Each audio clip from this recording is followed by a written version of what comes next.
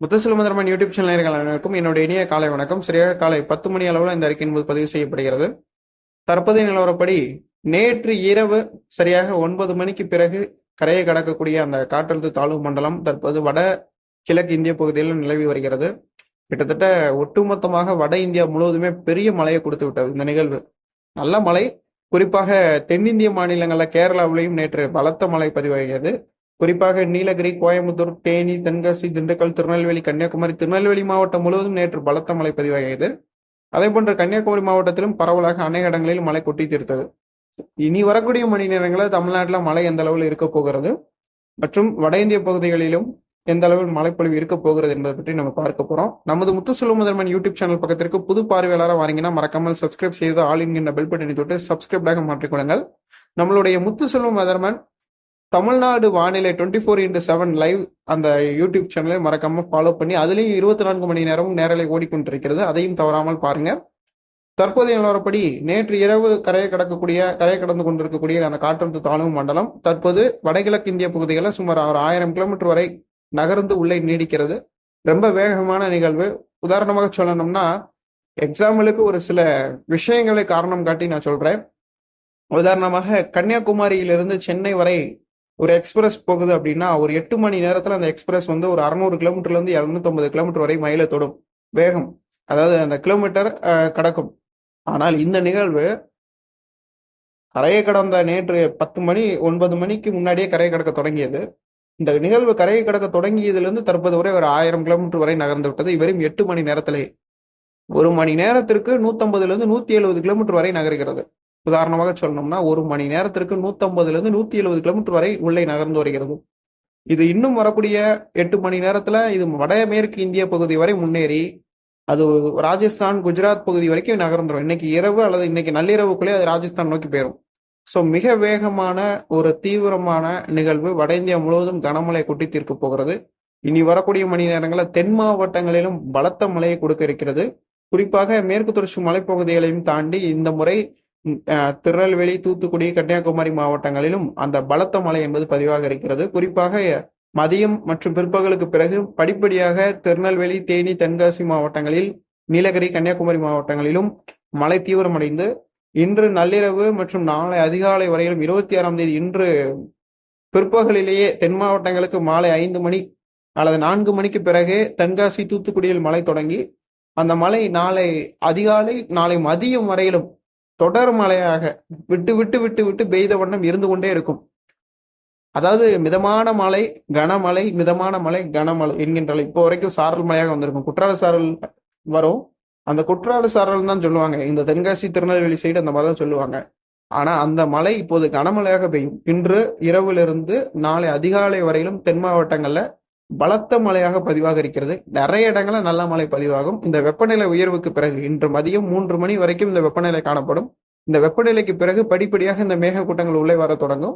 இந்த மேகக்கூட்டங்கள் உள்ளே வர தொடங்கி இந்த திருநெல்வேலி, தேனி, தென்காசி, கன்னியாகுமரி, தூத்துக்குடி மாவட்டங்களில் இன்று இரவு முதல் சுமார் நாளை மதியம் வரை ஒரு 12 மணி நேரம் 13 மணி நேரம் மழை பெய்யும். சில இடங்களில் இடைவிடாது பெய்யும். மேற்கு தொடர்ச்சி மலை ஒட்டி இருக்க தென்காசி, திருநெல்வேலியெல்லாம் இடைவிடாது பெய்யும். தூத்துக்குடியில ஒரு 8 மணி நேரத்துல இருந்து 12 மணி நேரம் வரைக்கும் மழை விட்டு விட்டு ஒரு அரை மணி நேரம் வேகமாகவும் ஒரு அரை மணி நேரம் தீவிரம் குறைந்தும் மீண்டும் அரை மணி நேரம் மழை பெய்தும் மீண்டும் தீவிரம் குறைந்தும் மீண்டும் அரை மணி நேரம் இந்த மாதிரி மழை விட்டு விட்டு விட்டு விட்டு இன்று மாலைக்கு பிறகு மழை தொடங்குகிறது. இந்த மழை பெரிய அளவுக்கு மழை இல்லாவிட்டாலும், அதாவது நீங்க எதிர்பார்க்கிறது இந்த வடகிழக்கு பருவமழையில் அணைகளையும் குளங்களையும் நிரப்பக்கூடிய அளவுக்கு தென்காசியில பதிவாகும். அதே போன்று திருநெல்வேலி, கன்னியாகுமரியில கூட பதிவாகிறதுக்கான வாய்ப்பு இருக்கு. அந்த தூத்துக்குடி மாவட்டத்துல மிதமான மழையாக பெய்து கொண்டே இருக்கும். நல்ல மழை தான், அதுல மாற்றுக்கிறது கிடையாது. நல்ல மழை, அதாவது உதாரணமாக ஒரு மணி நேரம் பெய்ய வேண்டிய மழையை 12 மணி நேரம் பெய்யும்.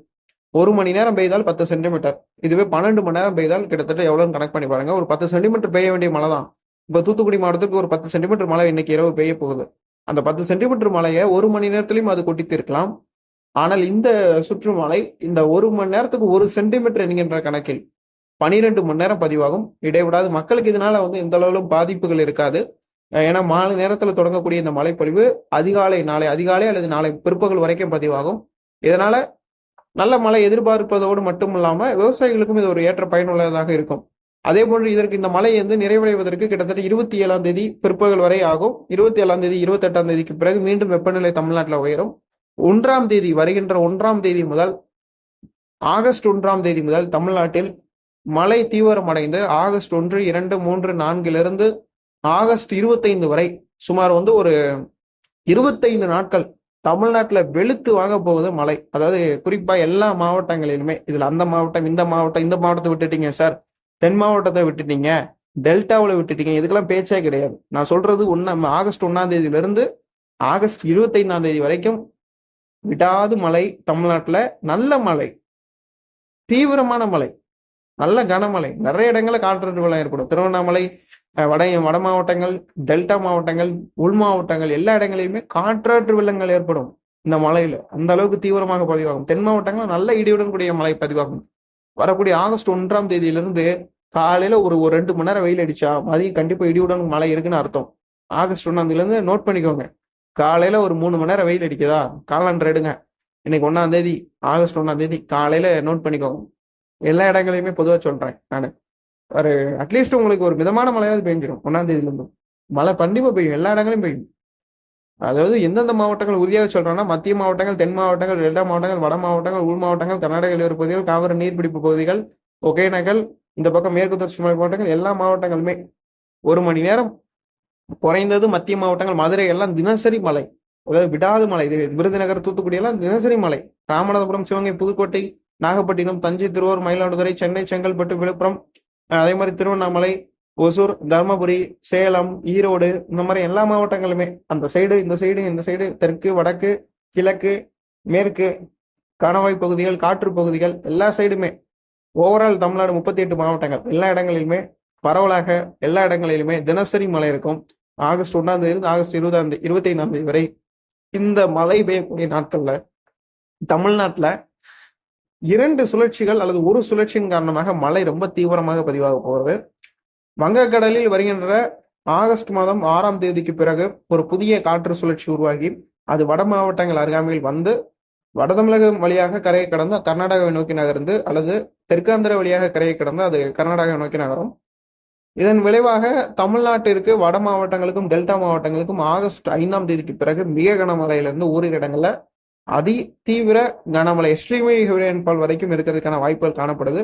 இதனை பற்றியான முழு விவரங்களுடன் கூடிய அறிக்கை விரைவில் நான் சமர்ப்பிக்க இருக்கிறேன். கண்டிப்பாக